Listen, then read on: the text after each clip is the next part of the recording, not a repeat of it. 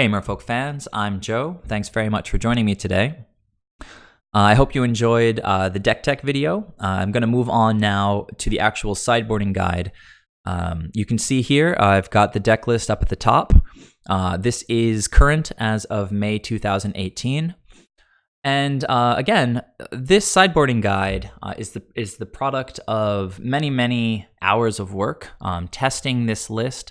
And sort of figuring out how it works and how we might best sideboard against the sort of wide open modern metagame. If you appreciate the content, you can go to my Patreon page and pledge $1 or whatever amount you think is appropriate. For all of you guys who pledge, I'm going to make this PDF available for you to download, so that if you also are interested in Chalicefolk and you want to build it on Magic Online and use the sideboarding guide, it's going to be available to you that way. All right, so let's go ahead and get started. Again, here's the list up here if you need to reference it. I'm going to jump in with humans, which is kind of the top dog in Modern right now. For every matchup, I have sort of a note before I even get into the sideboarding decisions on how effective Chalice is in a particular matchup. I sort of settled on approximately 15 1-drops, or combination of 1-drops and 0-drops, as being sort of a good threshold for deciding whether or not Chalice is effective or powerful in a given matchup. So against humans, you can see that their 1-drop count is at around 12. So Chalice is kind of poor in the matchup. It doesn't quite reach that 15 1-drop threshold. So you guys probably know their 1-drops are Noble Hierarch. They have 4 AEther Vials, and they have 4 Champion of the Parish. Those are all spells that want to come out right at the beginning of the game. And so often Chalice will be a little bit too late to prevent those cards anyway from happening. And furthermore, you really don't want to take turn 2 off to play an artifact against humans. If you're not playing creatures, you're not keeping up with their board, and they're probably just going to steamroll you. So Chalice definitely comes out in this matchup. You can see -4 Chalice, and then we're going to bring in all 3 Echoing Truths from the sideboard to sort of fill up the playset in the deck. And after taking out the Chalices, which again are pretty poor in the matchup, we have 1 spot open, and Deprive does a pretty decent job. Of course, humans has access to AEther Vial, but it's not always going to be on the number of charge counters that they want it to be on. They won't always have Cavern of Souls, and so sometimes you can catch them, especially in a late game situation where you're both sort of drawing off the top of the deck, and if they try to slam a really important creature like a Reflector Mage or a Mantis Rider, you'll have the Deprive and can counter it. So sort of really looking to increase interaction. We're not really the beatdown in this matchup, so we want to be able to control them a little bit more. So 3 Echoing Truths really helps that, and taking the Chalices out also helps. All right, moving on. We've got Jund. And I should mention that I pretty much grab all of the reference lists from MTG Top 8. Whether or not these percentages, 54% of aggro, of the format is aggro, 9% is humans, etc., whether or not those numbers are super up-to-date or accurate is up for debate. MTGO hasn't released nearly as much data the past few months as they used to, so it's a little bit harder to track current trends and numbers, like real statistics. But the lists that are reported on MTG Top 8 are current, and more often than from Magic Online, they're from actual paper tournaments. So you can see this top humans list is from May 18th, so just a few days ago. So if you open up that humans list, you're going to get pretty much current tech. I think this Restoration Angel is a little bit not too, it's sort of abnormal. But that's what's cool about looking through these lists is you get to see what's standard and what is kind of unique. So here, actually, this is a bit of a allies deck that we're looking at. Now, one of the really cool features of MTG Top 8 is this button down here that for the 20 lists that show up on the first page of decks that have top 8'd in the last 2 months, you can compare those against each other in this amazing sort of spreadsheet.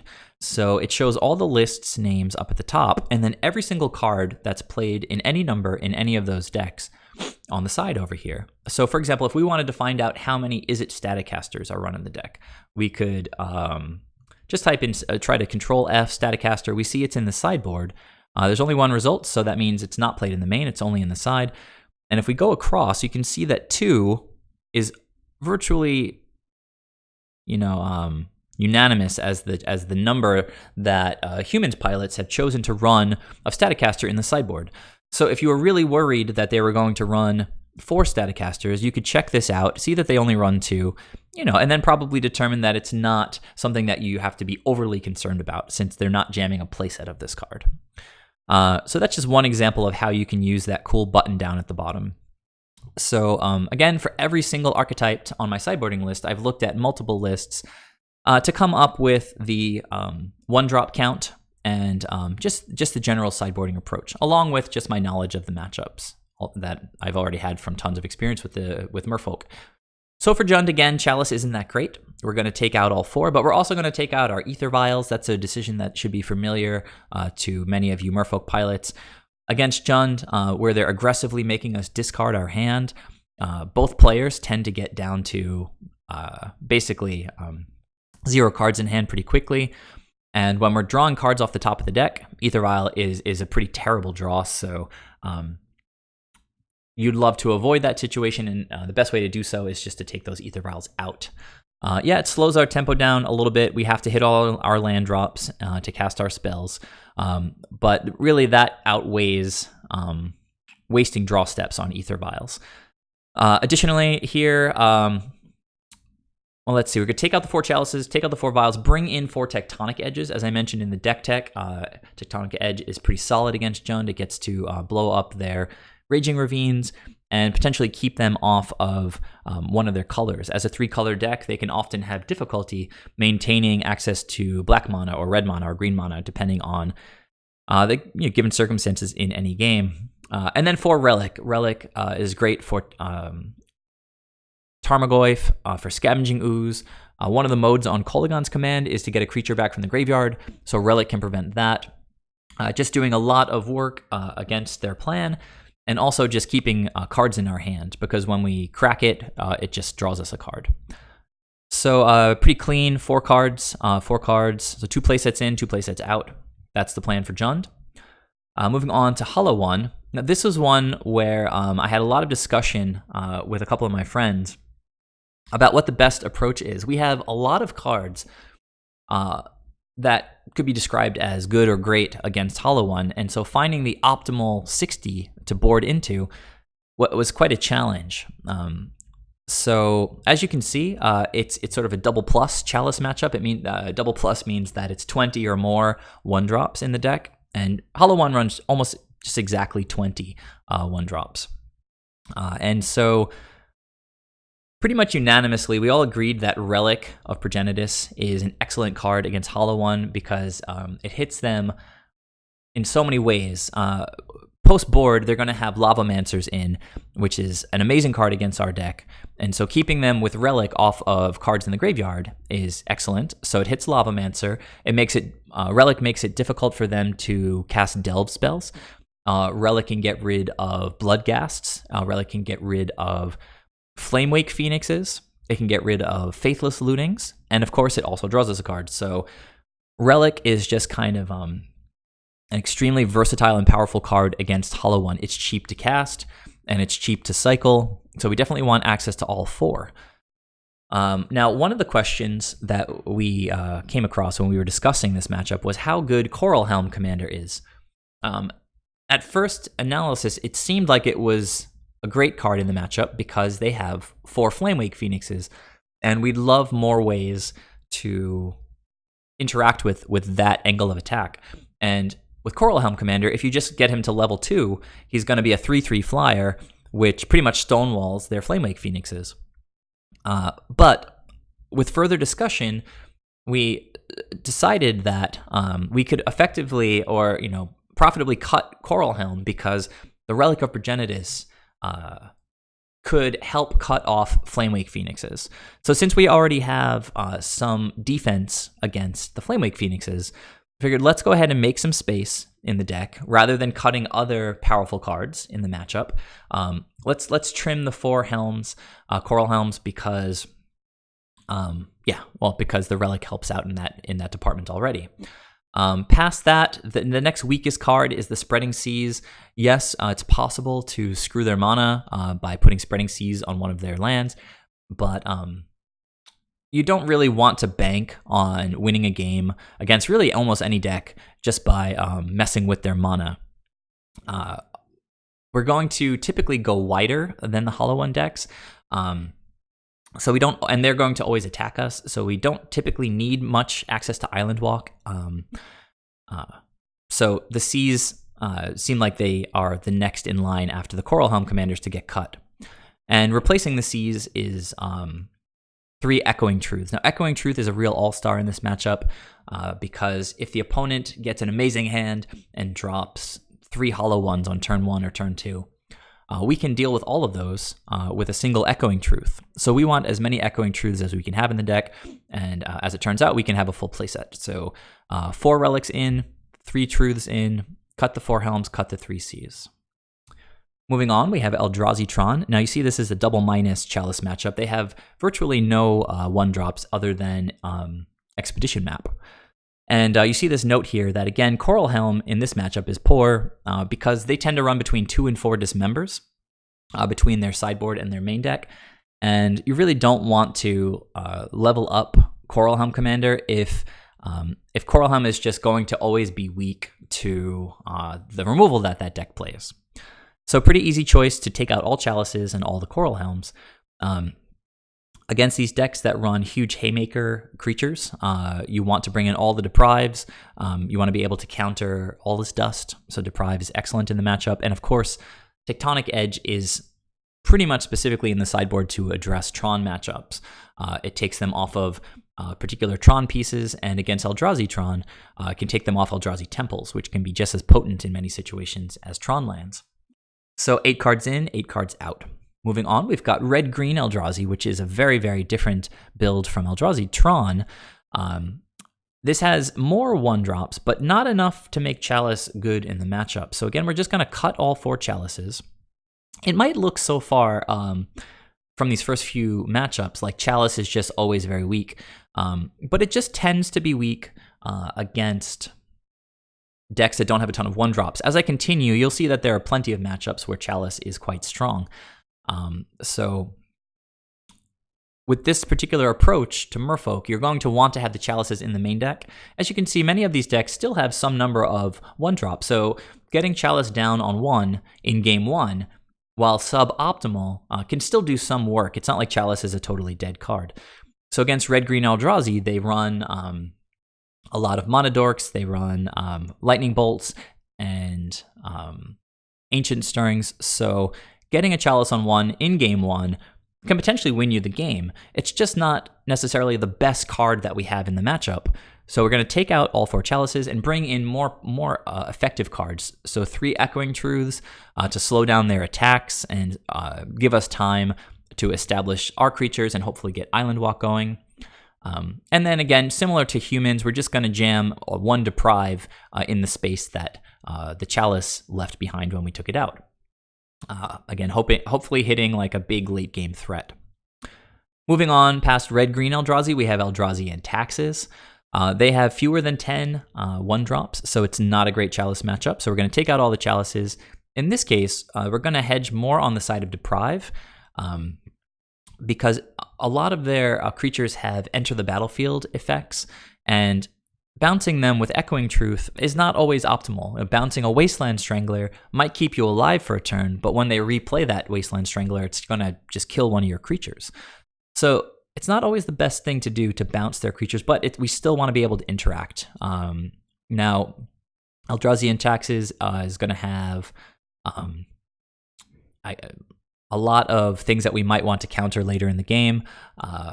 Things like those Wasteland Stranglers. And Thought-Knot Seers. So I tend to hedge in this matchup on the side of Deprive. Moving on to Death and Taxes, as opposed to Eldrazi and Taxes, you can see they're very similar.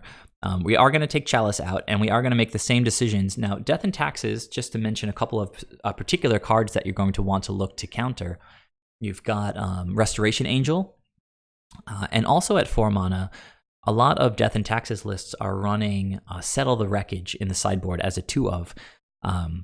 So if they're leaving up 4 mana, that could be either Restoration Angel or Settle the Wreckage, and really both of those do huge things for their plan. Restoration Angel can blink a Blade Splicer and just expand their board rapidly, or blink Flicker Wisp, which does more crazy things. So Deprive is going to be great when we're looking to sort of close out the game with an Alpha Strike, and they're trying to either expand their board with a Restoration Angel or wipe our board with Settle the Wreckage. We're going to be able to hopefully stop that with a Deprive. All right, so past Death and Taxes, you've got Affinity. Now, this is an excellent matchup for Chalice. They have 11 0-drops and 12 1-drops, which is a total of 23. So it's fantastic. And we definitely want Chalice in. Now, there's a note here. We are not the beatdown against Affinity. So we're going to try to control them as much as possible, keeping in Chalice both on the play and on the draw. Now, of course, if you know you're playing against Affinity, Chalice is sensational on the play, because if you have one in hand, you can just drop it on turn 1 for 0, potentially turning off half of their opening hands. You know, they could have Memnites, Ornithopters, Mox Opals, Welding Jar. All these things cost 0, and having those stuck in their hand means that cards like Arcbound Ravager are going to be super weak because they can't feed it with all of these 0-drops. You know, Cranial Plating is going to be super weak because it wants to count artifacts. And if the artifact count is low because all of those cards are stuck in the opponent's hand, all the other cards in Affinity get weaker. But on the draw, yes, Affinity gets to kind of vomit their hand on turn 1, but a lot of times they just play 1 land and they'll play a Vault Scourge and pass. On turn 2, they'll just play a Cranial Plating and pass.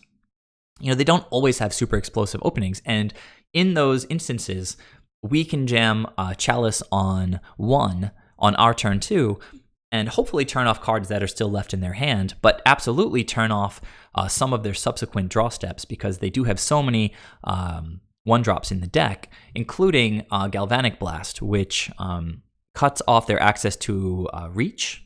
If their creatures aren't doing the job, then we're going to turn off their lightning bolts, basically, and make sure that they can't do the job either. So Affinity against Affinity, Chalice is really, really good on the play, but it's also pretty effective on the draw. Merfolk Trickster has been a massive addition, which helps in the Affinity matchup. It really feels like a totally different thing now, playing against Affinity, and it might be pretty close to 50-50 these days. You guys can share your thoughts on how you've been doing against Affinity now that Merfolk Trickster has made its way into our deck. So the sideboarding decisions for Affinity are just to bring in our extra creature interaction with 3 Echoing Truths, and then since we're not the beatdown, we're going to go ahead and trim just 3 Island Walk Lords. It really doesn't matter which ones you choose, but we don't need our guys to be, we really don't need to have 4 lords on the table. 1 is going to be enough. We're keeping in all the Spreading Seas to turn off their Ink Moths and Blink Moths. If the opponent can either strap a Cranial Plating to an Ink Moth Nexus, or just dump a bunch of counters from an Arcbound Ravager onto an Ink Moth Nexus, they can win in 1 or 2 turns with poison, and Spreading Seas just helps turn that angle of attack off. So we're definitely not going to cut Spreading Seas. And then we don't want to cut any of our other creatures, since they all do really crucial things. Important to note that Coralhelm Commander is fantastic in this matchup, because once he gets to even level 2 as a 3/3 flyer, he effectively stonewalls a lot of Affinity's creatures. You got Signal Pests and the 2 Manlands, all these little things like Vault Scourges and Ornithopters. So yeah, Coralhelm really nice in the matchup. You've got Trickster, you've got Harbinger sort of comboing with each other, and the Lords just helping to apply some pressure. The Dismembers and the Echoing Truths just do an excellent job in this matchup. And as I mentioned, it just feels way better than it has in the past. So moving on, we see that Burn is another excellent matchup for Chalice, with about 20 1-drops. Of course, after sideboarding, they're going to have access to Destructive Revelry, but fortunately for us, we're going to have access to 4 Deprives. Hopefully, we'll counter a Destructive Revelry, or potentially another high-impact spell like a Searing Blaze or a Searing Blood, or even countering an Eidolon of the Great Revel, because that card can really hurt our plan. Replacing, let's see. Oh, to make space for the Deprives, we can cut 4 Harbinger. I'm sorry, I'm in the wrong place. We can just cut the 4 Dismembers. Because we don't want to hit our own life total, obviously, against burn. So pretty easy sideboarding decisions in that matchup. Just 4 counter spells in, 4 Dismembers out, very clean. Moving on, we've got Bogles, which is absolutely one of the best matchups for Chalice, and it's about as popular as it's ever been in the modern metagame right now, I think. So you've got just about 30 1-drops between Gladecover Scout and Slippery Bogle, and then all of their 1-drop auras. The only 2-drop auras they play are Daybreak Coronet and I believe Spirit Mantle. So I think that's the name of the card that gives creatures protection, or gives their creature protection from creatures.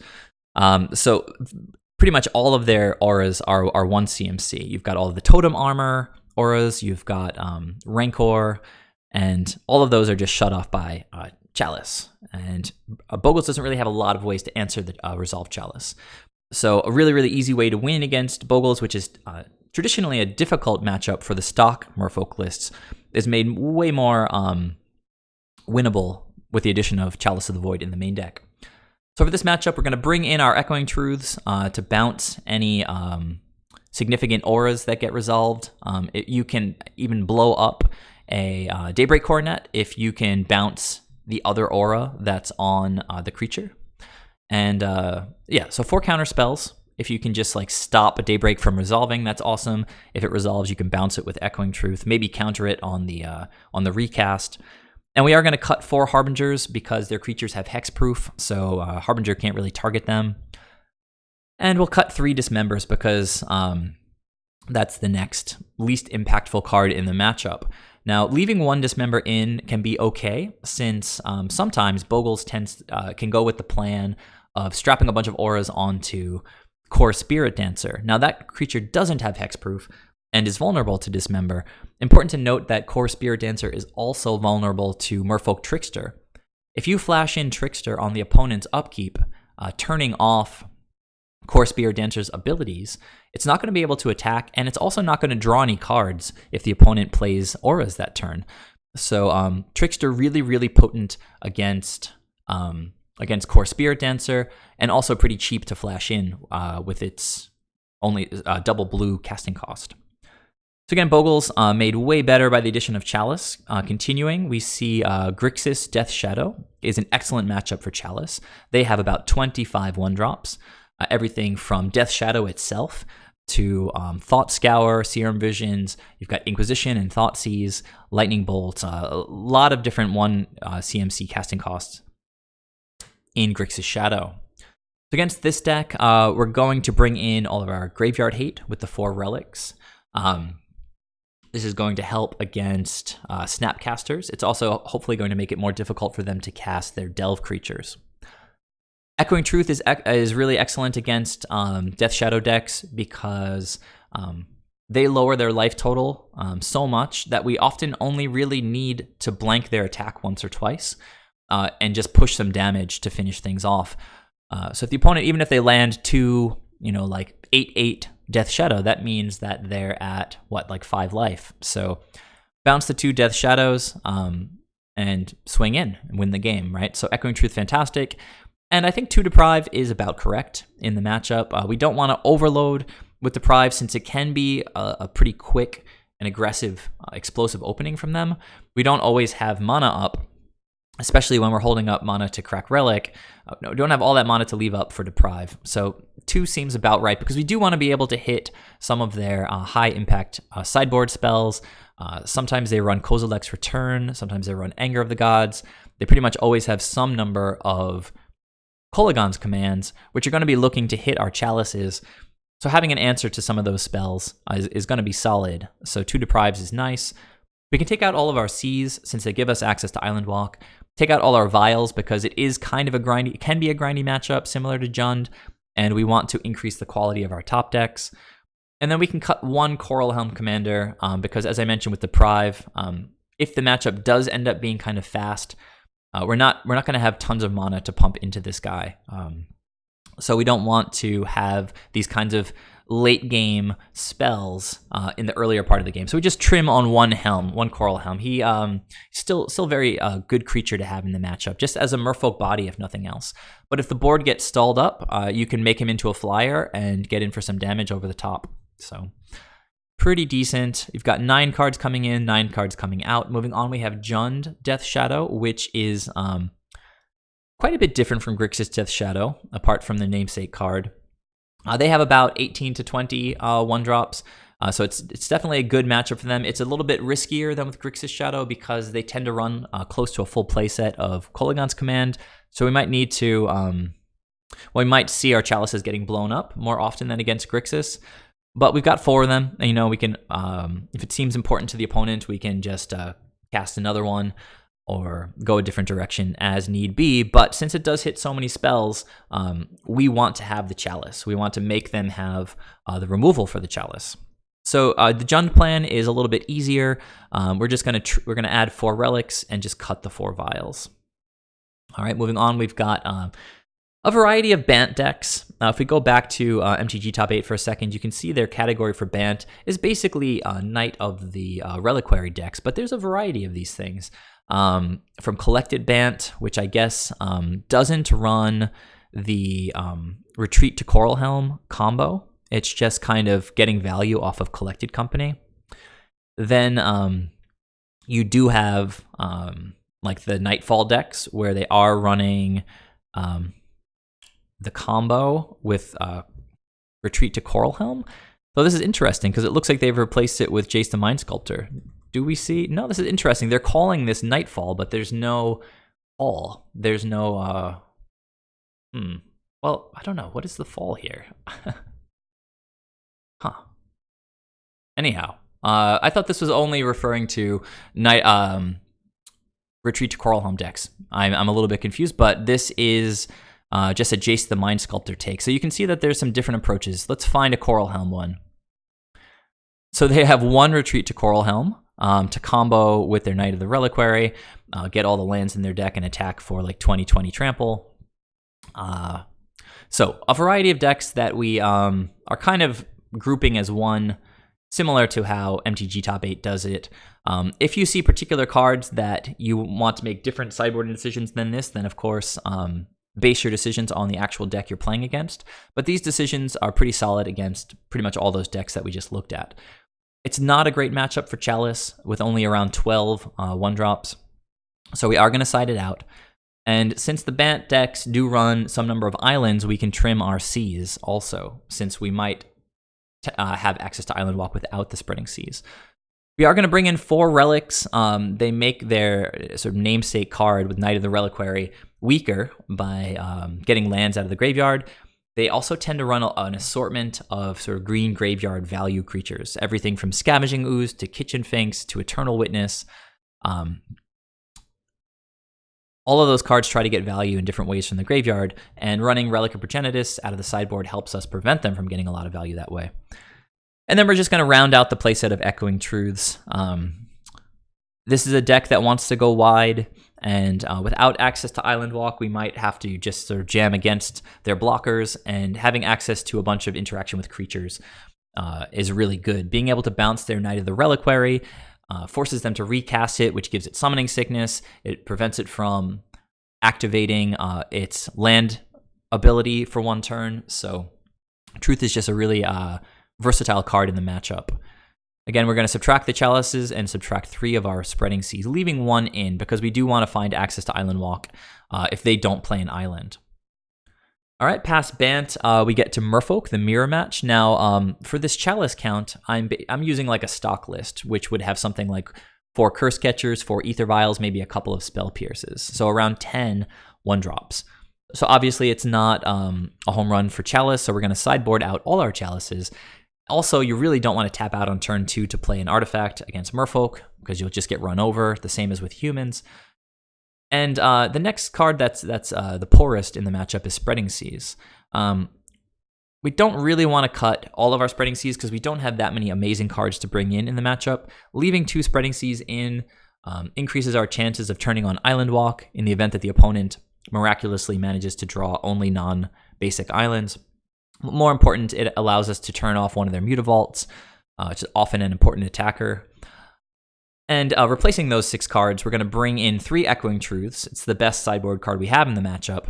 And then to fill in the other 3 spots, you have 3 Deprive. Now, of course, as with humans, you can run into problems with AEther Vial and Cavern of Souls, making your counterspells less useful. But there are definitely spots where Deprive can come in handy. Merfolk doesn't run as many Cavern of Souls as humans does, typically only 1 or 2. So Deprive will be live most of the time that you have it in your hand.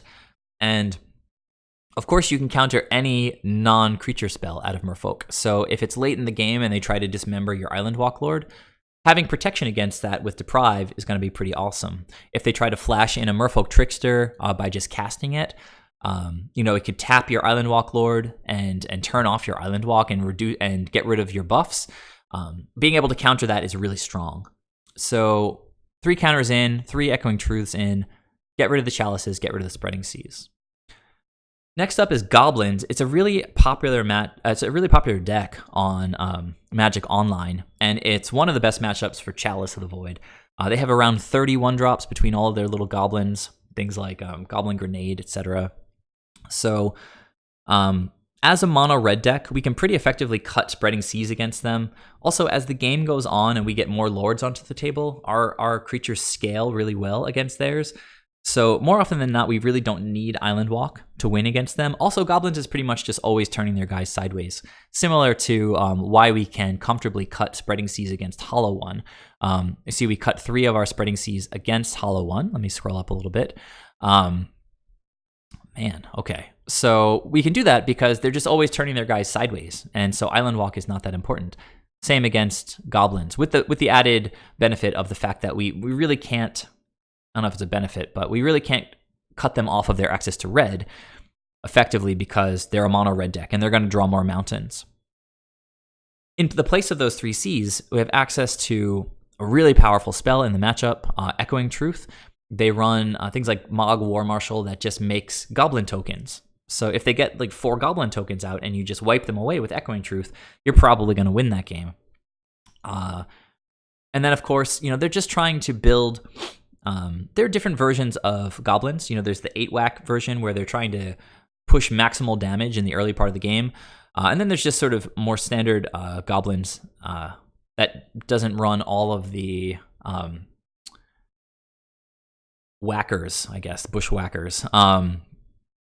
In both of them, Echoing Truth is great, but it's particularly good against the really fast one because all you need against that deck is some time, especially in conjunction with AEther Vial. You can build your board while also holding up mana. Dismember is going to be great against Goblins because many of the lists run Goblin Pile Driver, which has protection from blue, and that thing can become, massive if they get a few Goblins out. And so being able to dismember a Goblin Pile Driver is clutch. Also, you're going to want to prioritize Mutavaults in the matchup so that you can have a blocker against Goblin Pile Driver, since similar to Affinity with Master of... What am I thinking of here?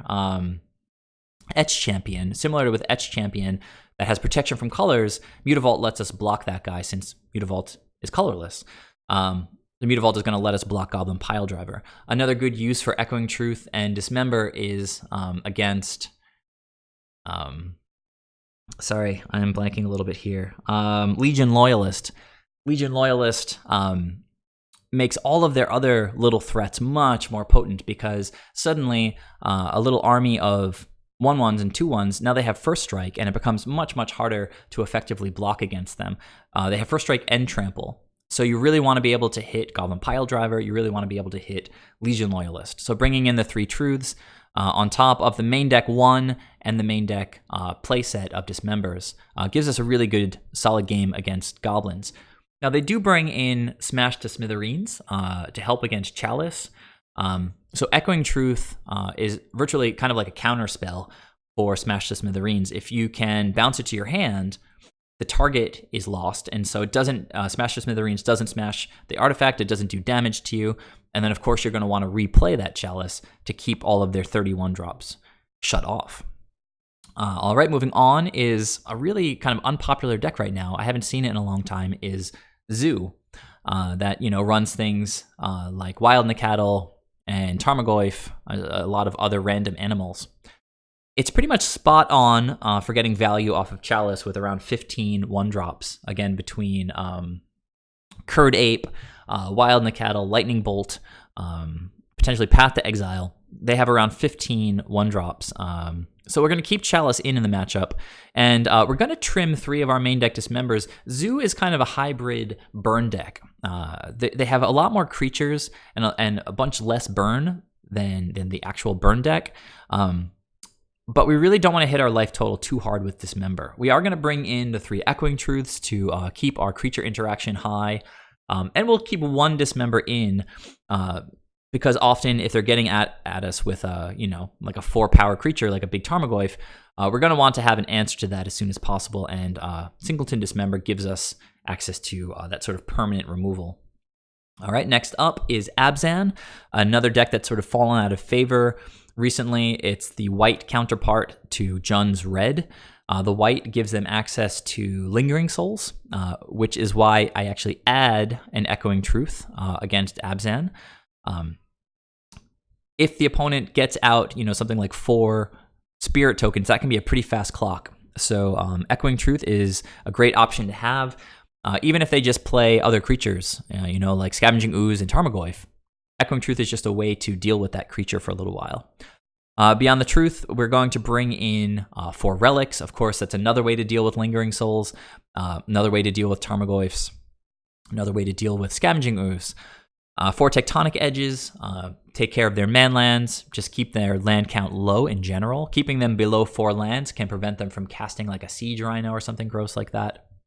And we're going to take out poor top decks in our Aether Vials. We're going to take out the Chalices, which, as mentioned, are not particularly sort of high impact here. And we'll trim 1 Dismember to make room for that 1 Echoing Truth. Still plenty of creature interaction, but sort of going heavier with the Echoing Truth to deal with potential spirit tokens.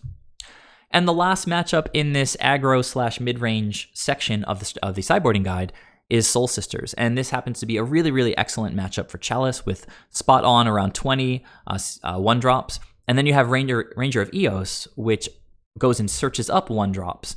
So Ranger of Eos is sort of neutralized there. Let's go ahead and actually see if we can find a Soul Sisters list. I think Martyr Life, I guess, is the name that they go for. There's a bunch of different decks that gain life. Not all of them have Martyr of Sands, but you see some of these decks run, now these don't have the Soul Sisters in it, so it's a totally different deck. But Soul Sisters does run some number of Ranger of Eos. So you can count that when you're thinking about whether Chalice is good or not, because the 1-drops that he fetches are unplayable if you have a Chalice.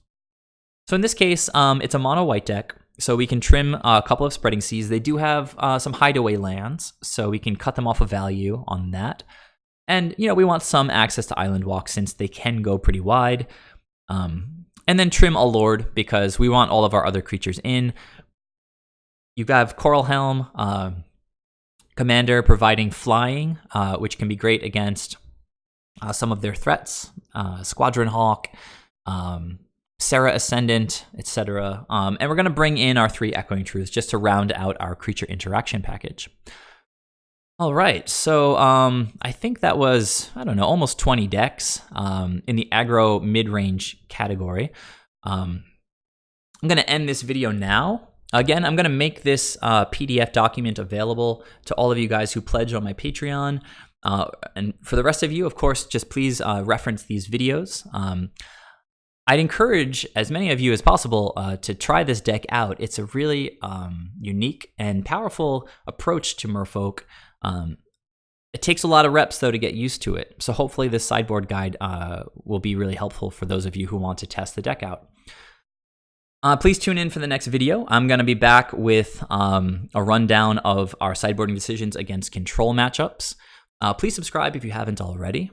Please leave some comments down below. Again, please check out the Patreon page, and I'll see you in the next video. Thanks, guys. Bye.